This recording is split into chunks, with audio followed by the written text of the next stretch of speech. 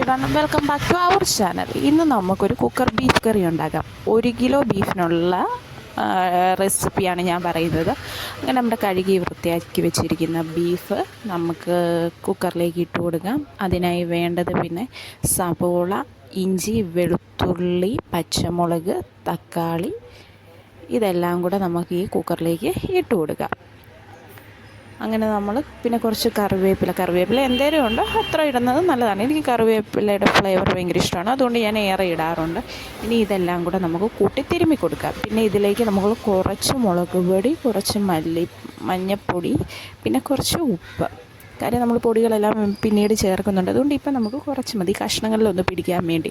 ഇതെല്ലാം കൂടെ നമുക്ക് കൂട്ടി നല്ല രീതിക്ക് നമുക്ക് തിരുമ്മി 1/2 മണിക്കൂർ നമ്മൾ റെസ്റ്റ് ചെയ്യാൻ വെക്കും. എന്നിട്ട് വേണം നമ്മൾ കുക്കറിൽ വിസിലടുപ്പിച്ചെടുക്കാൻ. ഇതിൽ എനിക്കിപ്പം ആവശ്യം വന്നത് ഒരു 4 വിസിലാണ്.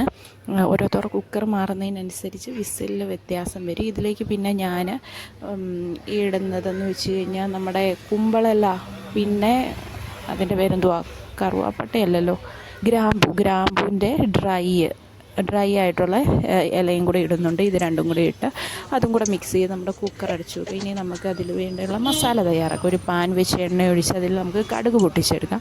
ശേഷം അതിലേക്ക് നമുക്ക് പെരുംജീരകം, ഉലുവ, 2 ഏലക്ക, ഇത്രയാണ് ഞാൻ ഇട്ട് കൊടുക്കുന്നത്. ഇത് നല്ലപോലെ പൊട്ടി വരുമ്പോഴത്തേക്കിന് നമുക്ക് അതിലേക്ക് മുളക് പൊടി, ഞാൻ ചിക്കൻ മസാലയാണ് ഉപയോഗിക്കാറ്. എനിക്ക് മീറ്റ് മസാലയുടെ ഫ്ലേവർ ഒരു കമ്പനിയുടെ ഉപയോഗിച്ചിട്ട് ഇഷ്ടപ്പെടുന്നില്ല, അതുകൊണ്ട് ഞാൻ ചിക്കൻ മസാലയാണ് ഉപയോഗിക്കുന്നത്. ചിക്കൻ മസാല, മുളക് പൊടി, മല്ലിപ്പൊടി, ഇത്രയും ചേർത്ത് നമുക്കതിൻ്റെ പച്ചമണം മാറ്റിയെടുക്കാം. പൊടി കരിഞ്ഞു പോവരുത്. ഇട്ടിട്ട് വേണം നമുക്ക് ഈ പൊടി ചൂടാക്കി എടുക്കാൻ വേണ്ടി. ഈ നേരത്ത് നമ്മുടെ കുക്കറിലെ ബീഫ് നമുക്ക് സെറ്റായിട്ടുണ്ട്.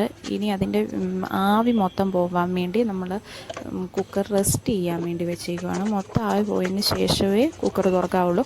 പെട്ടെന്ന് നമ്മൾ ആവി കളഞ്ഞിട്ട് തുറന്നു കഴിഞ്ഞാൽ ബീഫ് വേവത്തില്ല, അതുകൊണ്ടാണ് ഞാൻ അങ്ങനെ വെക്കുന്നത്. അങ്ങനെ നമ്മുടെ ബീഫ് കഷ്ണങ്ങളെല്ലാം വെന്ത് വന്നിട്ടുണ്ട്. ഇനി നമ്മൾക്ക് അതെല്ലാം കൂടെ ഒന്ന് ഇളക്കി പിന്നെ നമ്മുടെ ഈ മസാലപ്പൊടികൾ അതിലേക്ക് നമുക്ക് മൊത്തം ഇട്ട് കൊടുക്കാം. എന്നിട്ട് നമ്മൾ നല്ല രീതിക്ക് മിക്സ് ചെയ്യുക.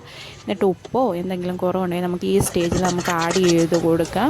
ഞാൻ കുറച്ച് കുരുമുളക് പൊടിയും കൂടെ ചേർക്കുന്നുണ്ട്.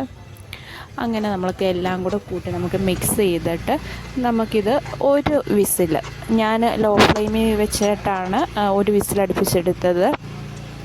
അങ്ങനെ ഒരു വിസിലടുപ്പിച്ച് എന്നിട്ട് പിന്നെ റെസ്റ്റ് ചെയ്യാൻ വെച്ചിട്ട് അത്യാവശ്യം ചൂട് ഇതിൻ്റെ ആവി പോയി കഴിഞ്ഞാണ് ഞാൻ തുറക്കുന്നത്. അങ്ങനെ ആകുമ്പോഴത്തേനും നല്ല കുറുകിയ നമ്മുടെ ബീഫ് കറി നമുക്ക് സെറ്റായിട്ട് കിട്ടും. ഇതിൽ ഈസി ആയിട്ടൊരു റെസിപ്പി എനിക്കറിഞ്ഞൂടാ, നമുക്ക് കഴിക്കുകയും വേണം, ഉണ്ടാക്കാനും മടിയാണ് എന്നുള്ള സാഹചര്യത്തിൽ നമുക്ക് ട്രൈ ചെയ്യാവുന്ന ഒരു ഈസി ബീഫ് കറിയാണ്. കണ്ടില്ലേ, ഞാൻ ഒരു തുള്ളി വെള്ളം പോലും ഒഴിച്ചില്ല. ഇത് മൊത്തം ബീഫിൽ നിന്ന് ഇറങ്ങിയ വെള്ളമാണ്.